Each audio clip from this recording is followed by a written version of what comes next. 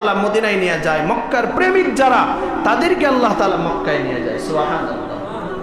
আরেকটা ঘটনা বলে আমি শেষ করে দিতেছি। সিরিয়ার একজন ব্যক্তি ছিল আলী ইবনে মুআফিক। সুবহানাল্লাহ। মুচি ছিল, মুচি।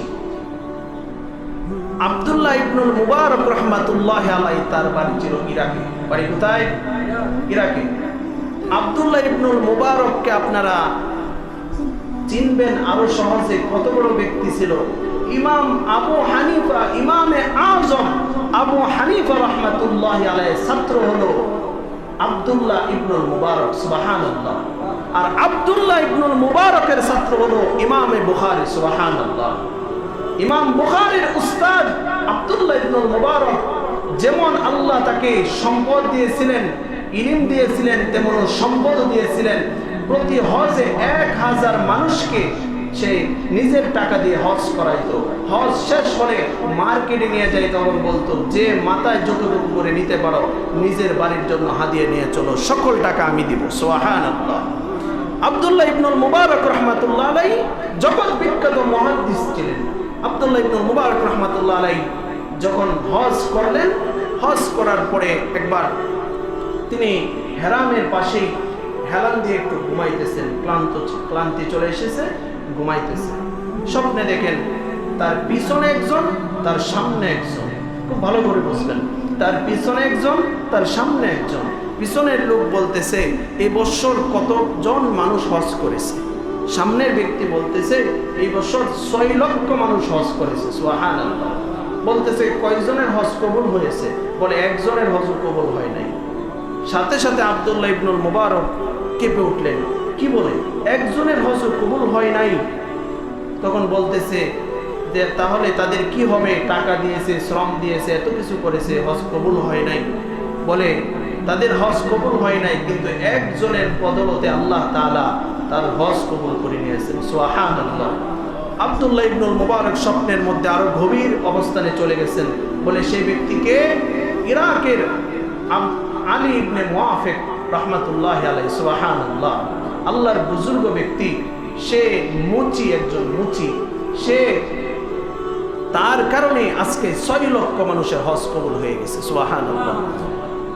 আব্দুল্লাহ ইবনুল মুবারক রাহমাতুল্লাহি আলাইহি বলতেছে, তোমরা 1000 হাজীকে বললেন, তোমরা মার্কেট করে, বাজার করে তোমরা তোমাদের ইরাকের দিকে রওনা করো।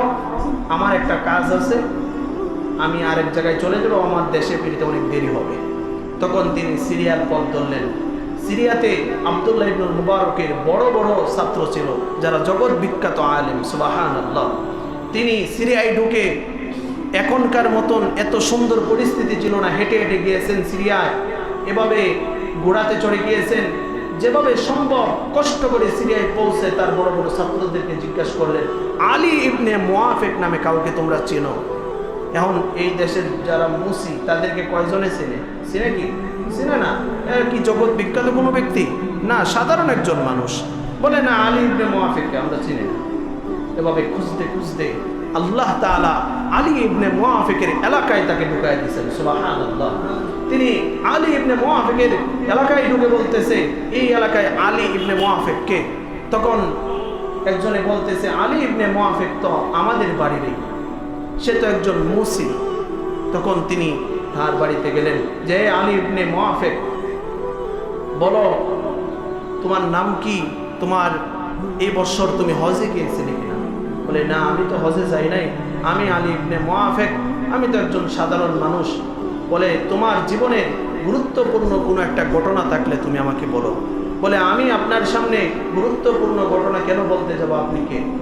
বলে, আমি আব্দুল্লাহ ইবনুল মুবারক। সঙ্গে সঙ্গে আল্লাহু আকবার বলে দাঁড়িয়ে গেছেন যে জগৎ বিখ্যাত মুহাদ্দিস, ইরাকের সবচেয়ে বড় আলেম আব্দুল্লাহ ইবনুল মুবারক আজকে এক মুসির বাড়িতে। সুবহানাল্লাহ পড়েন। বলে, এটা বন্ধ করো, বলো তোমার জিন্দেগীর কোনো গুরুত্বপূর্ণ ঘটনা। বলে, শুনেন, আমি অনেক চেষ্টা করেছি যেন মক্কা মদিনায় যাইতে পারি। সারা দিন জুতা সেলাই করেছি, সেই টাকা দিয়ে আমার যাওয়া সম্ভব না, কারণ আমার সন্তানের খরচ নির্বাহ করতে এটা চলে যায়। অতঃপর রাত্রেও আমি জুতা সেলাই করা শুরু করেছি। এভাবে হজের টাকা জমাইলাম। জমানোর পরে আমার স্ত্রী আমি যখন হজে যাব আমার স্ত্রী সন্তান সম্ভবা, আমার স্ত্রী আমাকে বলল যে আলী আমার জন্য তুমি এক কাজ করো, একটু গোস্ত নিয়ে আসো, আমার গোস্ত খাইতে মন চাইতেছে। তিনি রাত্রে বাহির হয়েছেন, দোকানপাট বন্ধ, আরেক ভাইয়ের বাড়িতে গেলেন যেখানে গরুর গোস্তের যেখানে একটা গোস্তের ঘ্রাণ আসতেছে, সেখানে গিয়ে বললেন ভাই আমাকে একটু গোস্ত দাও, আগামীকালকে বাজার থেকে কিনে তোমাকে আমি দিয়ে যাব। সে বলতেছে আলী এটা একটা গুরুত্বপূর্ণ বিষয়, যে গোস্ত আমার জন্য জায়েজ এটা তোমার জন্য না জায়েজ। বলে আমি মুসলমান, তাহলে তোমার জন্য জায়েজ হবে আমার জন্য না জায়েজ হবে? বলে এটা বলার বিষয় না। বলে বলো। বলতেছে আমার সন্তান না খেয়ে আছে, কষ্ট করতেছে, এজন্য মারা যাবে এই পর্যায়ে আমি সারাদিন খুঁজে কোনো কাজ পাই নাই, মরা গাদা থেকে একটু গোস্ত এনে আমি রান্না করেছি। তুমি তো জানো যে মৃত্যু পর্যায়ে যে গিয়েছে সে মরা পশুর গোস্ত খাইতে পারে, আর তুমি খাইতে পারো না, এজন্য এটা জায়েজ হবে না তোমার জন্য। সে বলতেছে এই অবস্থাতে আমি হজে যাইতে পারি না, বরং আমি তার পাশে দাঁড়ানো দরকার। সে গরিব মানুষ মারা যাইতেছে, তুমি হারাম খাইতে পারো না। সঙ্গে সঙ্গে হজের যে টাকা জমানো হয়েছিল সেই টাকা দিয়ে দিয়েছে, গড়ে যা খাবার ছিল তা দিয়েছে। তা দেওয়ার পরে এখন সিরিয়ার মানুষ হজে যাবে, সে এটা সহ্য করতে পারতেছে না যে আমিও তো যাওয়ার কথা ছিল। এভাবে তিনি এলাকা থেকে লুকিয়ে চলে গেছেন অন্য জায়গায়। যখন চলে গেছেন হজ শেষ, সিরিয়াতে যখন হজের মানুষরা আসলো, তখন তারা বলতেছে এই আলী তুমি তো আমার সাথে যাওয়ার কথা ছিল, কিন্তু তুমি কার সাথে গেলে? তোমাকে তো আমরা মক্কা নগরীতে দেখেছি। সুবহানাল্লাহ, তোমাকে তো আমরা আরাফার ময়দানে দেখেছি। এই আলী তোমাকে তো আমি মদিনার পাশে দেখেছি, তুমি আমাকে একটা স্বর্ণের জুড়ি দিয়েছিলে, তলি দিয়েছিলে, এই তলি দিয়ে তুমি নবীজিকে সালাম জানাইতে গিয়েছিলে, আর তো এসে নিয়ে গেলে না, এই নাও এটা হলো স্বর্ণের তলি। সে তো আশ্চর্যান্বিত হয়ে গেল এবং সে এই থলি রাখলো। অতঃপর নবী করিম সাল্লাল্লাহু আলাইহি ওয়াসাল্লাম রাত্রে তার স্বপ্নে এসে গেলেন। সুবহানাল্লাহ। বলতেছে হে আলী, এই শোনো, গতকালকে আলী তুমি যে নিয়ত করেছিলে হজের জন্য, সেই নিয়ত এমনভাবে পাকাপুক্ত হয়েছে, আল্লাহ তাআলা ফেরেশতার মাধ্যমে তোমার হজ আদায় করে নিয়েছেন। সুবহানাল্লাহ। আর তুমি যে গরিবের পাশে দাঁড়িয়েছিলে, সেজন্য আমার পক্ষ থেকে তোমার জন্য স্বর্ণের এক তলি স্বর্ণ তোমাকে আমি পুরস্কার দিয়েছি। সুবহানাল্লাহ। মেরে ভাই দোস্ত বুজুর্গ, টাকার গরম দেখায়া মক্কা মদিনায় যাওয়া যায় না, যাইলেও এই হজ কবুল হবে না, বরং মদিনার প্রেমিক হইতে হবে। মক্কার আদর্শ, মদিনার আদর্শ নিজের ভিতরে প্রবেশ করাইতে হবে।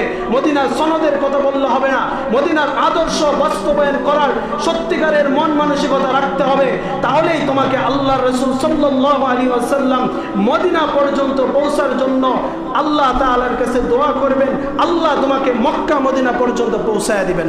আল্লাহ তাআলা আমাদেরকে সেই ইখলাস এবং নিয়তকে সহি রেখে মক্কা এবং মদিনার ভালোবাসার চরিত্র নিজের ভিতরে প্রবেশ করানোর তৌফিক দান করেন। প্রত্যেককে হজ্জে মাবরুর দান করেন। সকলে পড়ি আমিন। যারা হজে গিয়েছেন আল্লাহ তাআলা যেন তাদের হজকে কবুল করেন। সকলে পড়ি আমিন। ওয়া আখিরু দাওয়ানা আলহামদুলিল্লাহি রাব্বিল আলামিন। আসসালামু আলাইকুম ওয়া রাহমাতুল্লাহি ওয়া বারাকাতুহু।